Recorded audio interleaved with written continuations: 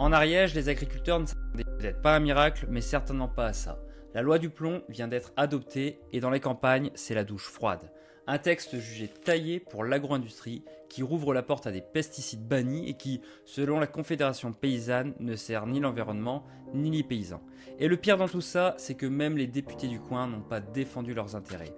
Laurent Panifou a voté pour, Martine Froger s'est abstenue, résultat, personne n'a voté contre. Zéro opposition claire à un texte qui autorise par exemple l'acétamipride, un pesticide que même les céréaliers de l'Ariège n'utilisent pas et dont l'intérêt local est proche de zéro. Christophe Goisé, éleveur et porte-parole de la Conf ariégeoise, le dit sans détour, c'est une loi pour les industriels, pas pour les paysans. Et surtout, il se dit trahi, parce que Panifou, il l'avait rencontré, il lui avait expliqué, calmement, ce qu'il attendait d'un député de terrain. Et ce qu'il a eu, un oui, à un texte qu'il juge destructeur pour la biodiversité et totalement hors sol.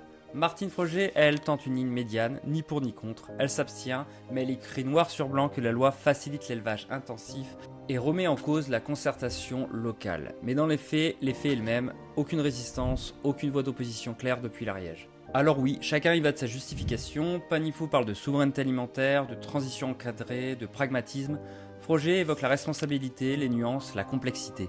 Mais dans les fermes, ce qu'on retient, c'est le vote. Et surtout ce sentiment tenace que, sur ce coup-là, personne n'a porté la voix des petites exploitations, ni défendu le modèle agricole ariégeois.